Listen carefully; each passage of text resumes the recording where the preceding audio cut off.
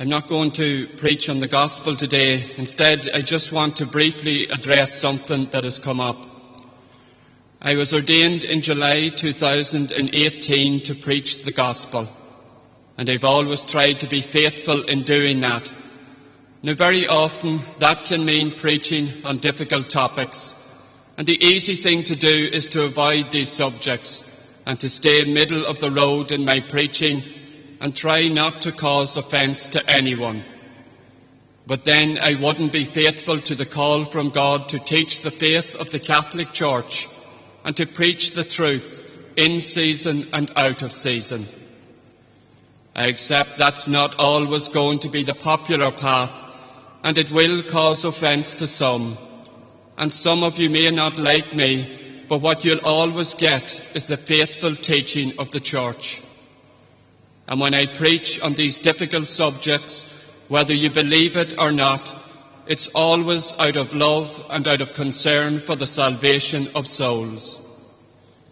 As a priest, I not only have responsibility for my own soul, but also the souls entrusted to my care. And so when I appear before God in judgment, I will not only answer for my own soul, but also for the souls of all those I've been sent to preach the gospel. And therefore I fear the judgment of God more than I fear the judgment of man. Those of you who know my story and the obstacles I had to overcome before I was ordained, 11 years of intense and often demoralizing formation, those of you who know that story know that I'm not about to be broken or silenced by a small minority who think that by complaining to Father Seán or by writing a letter to the bishop that they can bully me into silence or into preaching what they want to hear, their version of the gospel and their version of the truth. The truth is unchanging, and it remains true even if you don't accept it. And the moral teaching of the Church is also unchanging, founded on the moral law of God.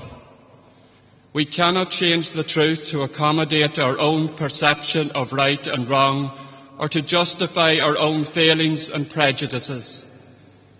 Heaven is real, and hell is also real, and whether you believe it or not, the devil also exists.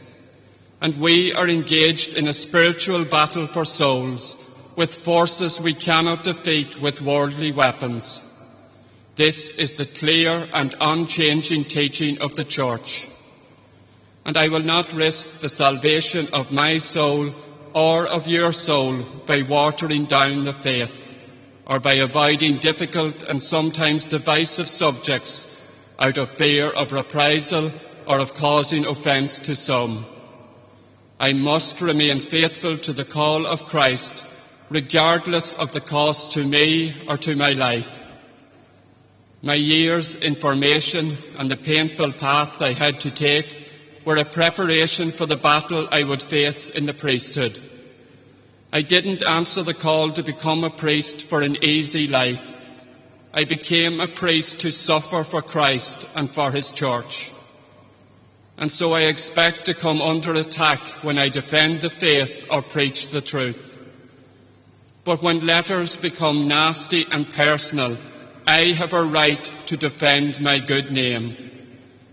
In today's Gospel, we see Jesus cleansing the temple of all that's defiling the sanctity of the sanctuary, and the leading Jews of Jerusalem challenge him for his actions. And I think if that was today, we'd have people writing letters of complaint to the bishop about Jesus. Jesus didn't preach an easy message. He challenged the people, and not everyone accepted his teaching, even among his own followers. And some of them turned on him and walked away. The call to follow Jesus is not an easy path.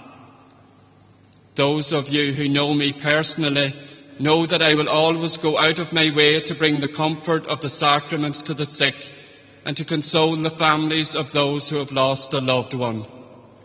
Those who know me know that I'm sincere in answering the call to priesthood, I'm not into playing games or rubbing shoulders with people of influence. I'm not looking for popularity or to climb ladders.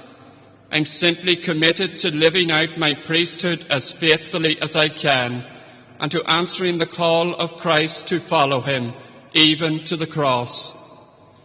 And so I will continue to teach the faith and to preach the truth as best I can with the limited gifts that God has given me.